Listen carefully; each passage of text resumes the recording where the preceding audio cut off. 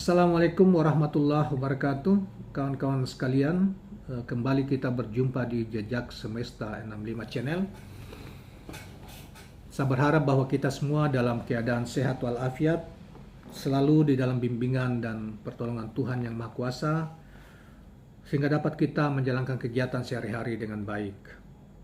Kawan-kawan sekalian, kali ini kita akan mengetengahkan sebuah berita penting terkait dengan masalah KPK dan kasus Formula E.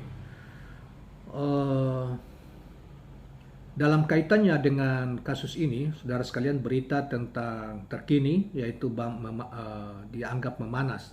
Kritik Bambang Wijayanto terhadap pimpinan KPK, terutama Firly Bahuri, yang dianggap mengakali kasus Formula E yang tidak ada bukti kerugian negara itu, diakali supaya naik ke jenjang atau ke level penyidikan dengan tanpa tersangka. Kawan-kawan sekalian, sebagaimana kita kemukakan, sebagaimana berita majalah Tempo dikatakan bahwa pada tanggal 15 Desember tahun 2022 yang lalu terjadi pula gelar perkara ya untuk kesekian kalinya, dan pada saat itu Ketua KPK Firly Bahuri memaksakan supaya kasus itu ditingkatkan menjadi ke tahap penyidikan tanpa tersangka. Tetapi itu ditentang oleh beberapa pihak, terutama penyidik dan sebagian komisioner KPK, karena itu dianggap tidak memadai, belum ada bukti yang cukup untuk meningkatkan ke tahap itu. Namun saudara sekalian, siasat itu masih tetap berlanjut, dan kini siasat Firly Bahuri menurut Bambang Wijayanto ingin memaksakan supaya status ini segera dinaikkan dan atau Anies segera ditersangkakan. Maka dirobahlah standar operasional putusan KPA, pimpinan KPK dalam hal penyidikan itu, konsepnya dirubah supaya lebih mudah meningkatkan status penyidikan Formula E ke tahap penyidikan. Nah, kaitan ini saudara sekalian dimuat kaitan pandangan Bambang Wijayanto ini yang mengkritik pimpinan KPK, sebagian pimpinan KPK, terutama Ketua KPK Firly Bahuri yang ngotot benar untuk mentersangkakan Anies ini dimuat di dalam Detikcom ya. Detikcom pada tanggal 4 Januari 2023 dengan judul Memanas Bambang Wijayanto atau BW versus Firly Bahuri soal isu KPK paksakan Anies tersangka. Nah, saudara sekalian, baiklah kita bacakan berita tentang ini. Mantan Komisioner KPK Bambang Wijayanto menuding KPK terkesan memaksakan Anies Baswedan sebagai tersangka kasus Formula E. KPK pun menepis tudingan itu. Tudingan Bambang Wijayanto itu disampaikan di kanal YouTube-nya. Awalnya Bambang bicara soal penyidikan kasus Formula E yang dianggapnya sebagai kegilaan. Alasannya kasus dugaan korupsi terkait Formula E baru sekadar penyidikan, tapi semua orang sudah tahu adanya penyelidikan kasus itu. Kenapa kegilaan? Karena ini tidak pernah terjadi sebelumnya. Penetapan tersangka atau peningkatan status penyidikan tanpa penetapan tersangka. Dan kita tahu ini kasusnya kasus Formula E. Kasus Formula E itu jadi sesuatu so spesial sekali. Jadi nekat sekali beberapa pimpinan KPK ini, kata Bambang Wijayanto dalam YouTube-nya. Bambang Wijayanto lantas menyoroti rencana KPK mengubah peraturan komisi atau Perkom ya, agar bisa meningkatkan penyelidikan ke tahap penyidikan tanpa penetapan tersangka lebih dulu.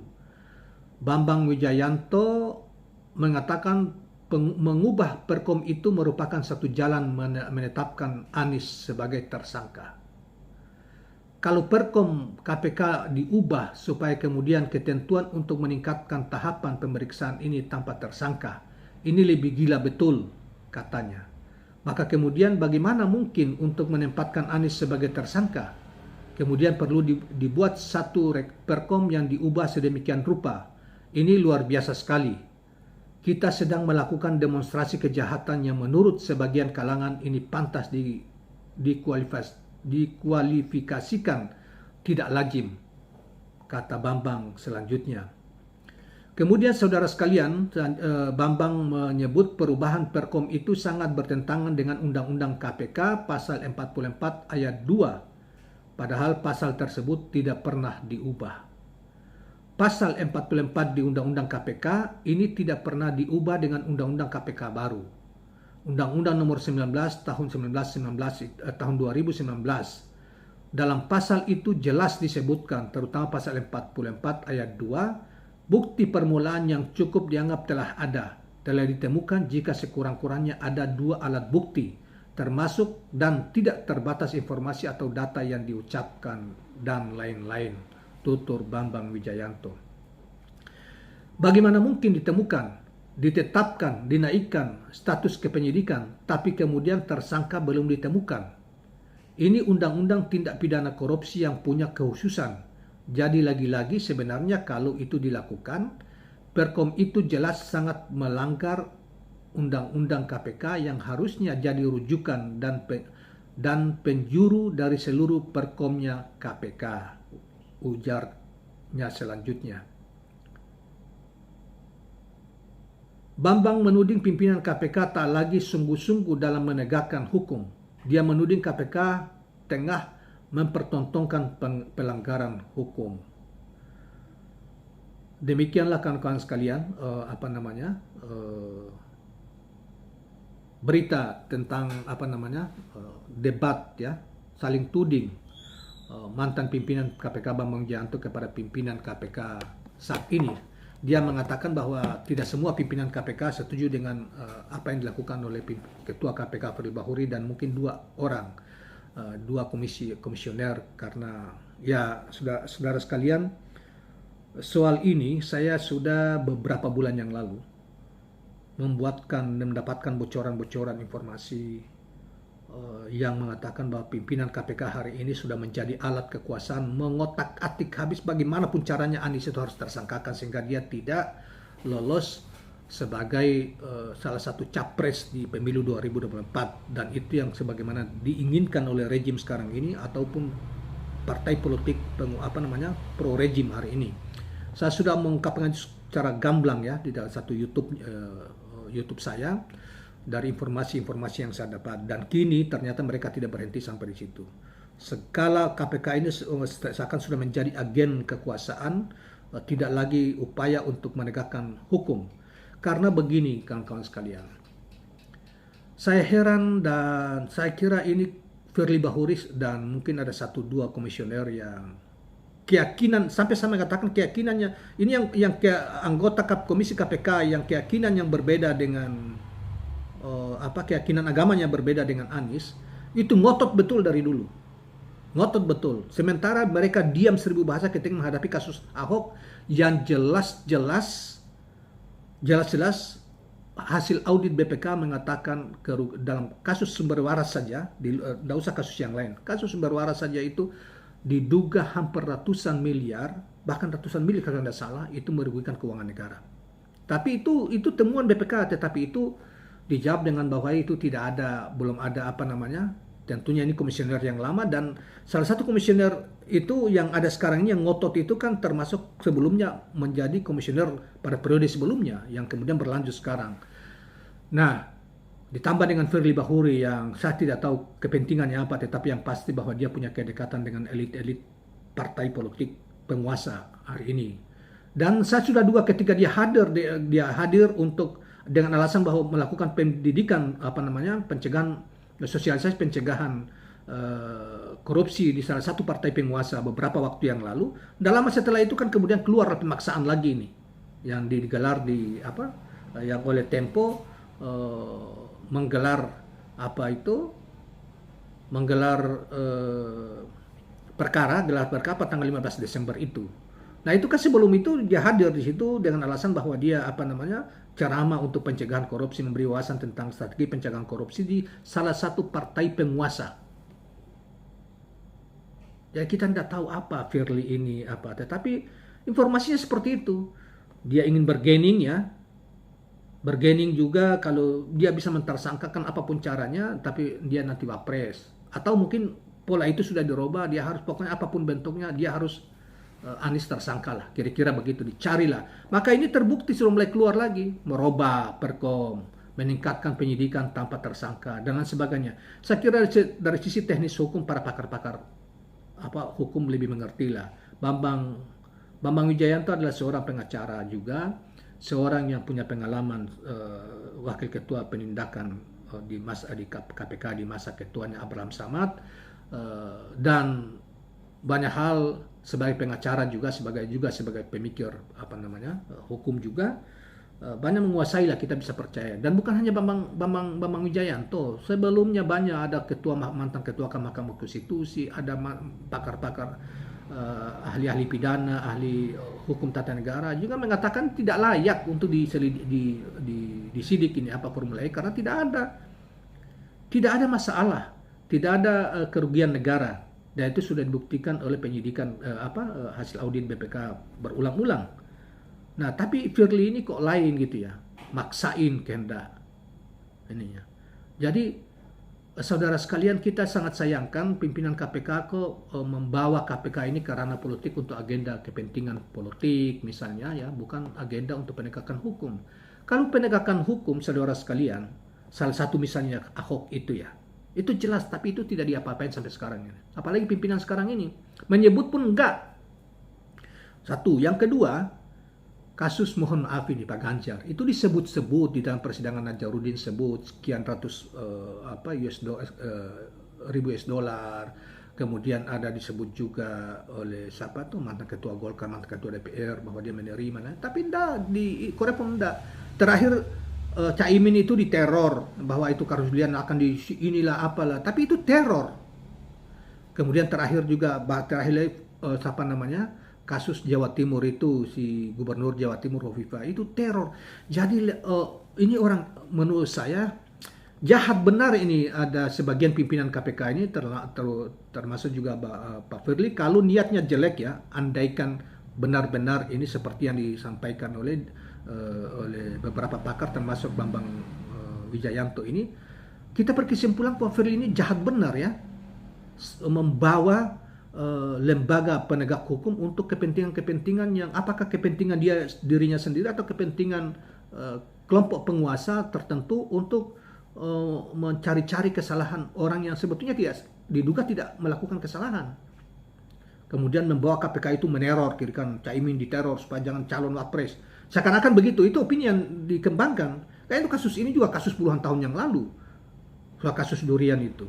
Kemudian Hovifah terakhir, karena diduga Hovifah akan menjadi cawapres dan salah satu calon capres, maka kemudian anggota DPR-nya ditangkap, terus jadi seakan-akan ini teror, dan ini KPK ini sayang benar ya, KPK kok kelihatan betul ini di bawah kepemimpinan Firly Bahuri ini menjadikan KPK ini sebagai alat bargaining gitu ya, bukan alat untuk benar-benar penegakan hukum di bidang bukan penegakan hukum, tapi untuk bukan pencegahan korupsi, tetapi sudah menjadi alat politik untuk kepentingan jangka pendek ya, menjegal orang dan lain sebagainya. Maka dalam satu sisi sebenarnya kita membenarkan apa yang dikatakan oleh Pak Luhut Binsar Panjaitan beberapa waktu yang lalu, tapi ini terkait dengan masalah OTT misalnya. Sepakat memang itu, masa OTT 200 juta, OTT 500 juta, udahlah. Jadi, atau memang kalau KPK ini seperti ini, diisi oleh orang-orang seperti ini, karena memang dipilih oleh partai politik ya. Mestinya komisioner KPK tidak boleh dipilih oleh partai politik, karena itu akan pasti dipakai. Jauh sebelum pasti ada perjanjian pembicaraan. Oke, kita pilih, tetapi kamu harus begini ya, dengar kita begini, dan sebagainya. Dan inilah yang terjadi. Sementara misalnya ya, kasus misalnya Sekjen PDIP itu, yang sambil nangis-nangis soal Harun Masihu dan anggota KPU yang lalu itu. Itu terang benderang disebutkan bahwa uang itu dari sekjen PDIP itu ya Hasto, dan Harun Masihunya sampai sekarang tidak jelas, dan KPK kelihatan tidak ada upaya untuk mencarinya. Saya cuma ingatkan sebagai orang yang percaya kepada Tuhan Yang Maha Kuasa, dan ini menjadi pelajaran bagi sepanjang perjalanan peradaban umat manusia. Penguasa-penguasa yang dianggap menjalimi orang-orang yang diduga menjalimi orang-orang yang tidak bersalah, mencari kesalahan-kesalahan, menyalahgunakan kekuasaannya untuk menekan orang, meneror orang, menzalimi orang. Saya sangat percaya Pak Firly. Pak Firly kan orang Palembang ya, Muslim ya ininya. Udahlah Pak Firly. Kalau Anies itu benar dalam keyakinan dan dalam fakta bahwa dia menyalahkan kewenangannya, sesuai menyalahi undang-undang KPK, menimbulkan kerugian negara atau mengkayakan orang lain dan kebijakan dia, please, asal dalam koridor hukum itu benar. Tetapi kalau itu tidak benar, Pak Firly dan teman-teman, ya, dan menutupi kejahatan yang lain, misalnya Ahok, kan ditutupi tuh. Nah, kemudian yang lainnya sengaja ditutupi, dilindungi dengan kekuasaan yang ada pada Anda. Seyakin-yakinnya saya suatu ketika kalian akan mendapat bencana yang diturunkan atau bala dari Tuhan yang Maha Kuasa, Sang Raja yang Maha Kuasa, kepada dirimu atau kepada anggota keluargamu. Setidaknya itu akan dialami cepat atau lambat. Ini kepada siapapun, tidak hanya kepada Anies, siapapun tidak boleh dilakukan sepanjang orang itu, sekalipun orang kita tidak menyukai orang itu. Karena itu kayak di dalam keyakinan kita, Pak Firly, dan keyakinan Al-Quran itu, Anda harus menerapkan keadilan itu, apalagi Anda penguasa di bidang pencegahan hukum. Keadilan itu seadil-adilnya sekalipun kepada musuhmu sendiri, kepada lawanmu sendiri yang kamu tidak sukai. Keadilan harus tegakkan. Jika Anda tidak melakukan itu, azab Allah, Sang Maharaja, Sang Maha Penguasa, yang menghidupkan dan yang mematikan, akan berlaku bagi dirimu atau anggota keluargamu. Dan azab Allah itu bentuknya macam-macam. Suatu ketika bisa tiba-tiba kau mati, tiba-tiba kau ditabrak orang, kau kecelakaan, anakmu, keluargamu, dan sebagainya, karena Anda sendiri berlaku tidak adil terhadap orang-orang yang dianggap jujur atau adil. Ini bukan hanya kepada Anies, kepada siapapun Anda harus tegakkan itu keadilan. Karena itu perintah Allah. Jika Anda percaya Al-Quran, jika Anda percaya kepada keimanan Islam. Jadi, saudara sekalian, kita dukung sepenuhnya melakukan pemberantasan korupsi tapi benar kepada mereka yang melakukan kejahatan. Jangan kejahatan dilindungi di satu sisi, kebenaran kepada yang lain, yang benar Anda menimpakan kejahatan itu ke sana. Sementara kebenaran kau terapkan kepada kejahatan. Ini berbahaya bagi masa depan bangsa dan berbahaya bagi kelembagaan KPK. Kalau ini berjalan terus dan orang mengetahui rakyatnya semakin hari semakin cerdas, maka Anda secara langsung telah mengorbankan KPK ini, dan suatu ketika pasti dituntut dibubarkan. Pasti dituntut dibubarkan KPK ini. Karena dianggap KPK dari zaman ke zaman bukan melakukan pencegahan dan melakukan menangkap mereka yang sungguh-sungguh lakukan kejahatan korupsi, tetapi Anda menangkap mereka yang hanya kriminalisasi, jadikan alat KPK sebagai untuk mengkriminalisasi orang-orang tertentu yang dianggap yang belum tentu juga bersalah. Anda merekayasa di dalamnya, melakukan rekayasa. Allah mengatakan bahwa ketika Anda melakukan rekayasa untuk melakukan kejahatan, maka Allah akan melakukan rekayasa lebih dahsyat dari itu. Dan rekayasa itu bisa jadi kepada dirimu dan keluargamu. Bahaya Pak Firly dan teman-teman. Sepanjang andaikan apa yang dikatakan oleh Bambang itu benar, ya. Kalau Anda dikatakan Bambang itu tidak benar dan Anda menemukan bahwa di sana ada unsur kejahatan di dalam di dalam Formula E itu, kerugian negara misalnya berlipat-lipat yang merugikan uang negara dan menguntungkan pihak lain akibat dari kebijakan ini atau menguntungkan pribadinya Anies sendiri atau siapapun sebetulnya dalam kasus lain juga, dalam kasus yang lain juga, maka monggo silakan kita hormat. Tetapi andaikan itu tidak benar dan Anda memaksakan menggunakan lembaga KPK yang Anda pimpin ini untuk kepentingan orderan penguasa orang-orang tertentu dan kelompokmu terhadap juga kegelapan batin, ketidaksukaan Anda terhadap seseorang sehingga Anda merekayasa hukum untuk menimpakan kezaliman kepada orang lain, maka saya yakinnya sesuai keyakinan saya, dan itu fakta bahwa ada yang lebih berkuasa, karena hidup dan mati tidak ada yang bisa, kematian tidak ada yang bisa menghindarinya. Bisa terjadi kepada dirimu sendiri cepat atau lambat, dan orang-orang yang ikut serta dalam rekayasa hitam, andaikan ini benar ya, bisa kepada keluarga-keluarga kalian. Allah akan menunjukkan kekuasaannya ke situ, cepat atau lambat. Karena itu hati-hati. Ini cuma hidup hanya sebentar aja. Anda jangan tergiring oleh mimpi-mimpi, tawaran-tawaran, perintah-perintah yang justru akan menjerumuskan diri dan keluarga kalian, justru akan juga menjerumuskan lembaga KPK yang diperjuangkan oleh para penegak pejuang keadilan dan kejujuran sejak ada berpuluh tahun yang lalu. Demikian kawan-kawan sekalian, mudah-mudahan Pak Firly melihat video ini dan mudah-mudahan menyentuh hatinya, sehingga kalau benar-benar bahwa apa yang dikatakan oleh banyak pegiat hukum ya dan keadilan, termasuk yang terakhir Bambang Wijayanto ini, dan sudah dibuka berulang-ulang oleh majalah Tempo baik yang lalu maupun sekarang, dan Pak Firly masih kekeh untuk mencoba siasat merekayasa, kalau ini benar ya, kalau andaikan benar melakukan rekayasa untuk tujuan-tujuan gelap, tujuan-tujuan yang tidak benar, hanya untuk menzalimi seseorang, seyakin-yakinnya saya bahwa sesungguhnya yang bersangkutan tengah menuju menzalimi diri dan keluarganya sendiri. Demikianlah kawan-kawan sekalian, mudah-mudahan bermanfaat, saling mengingatkan kita bahwa sesungguhnya sebetulnya hidup ini tidak terlalu lama, tetapi dampak menurut keyakinan agama-agama terutama Islam, dampak di dunia Anda bisa sewenang-wenang, tetapi dampak dari kesewenang-wenangan Anda akan berlangsung untuk selamanya di akhirat kelak.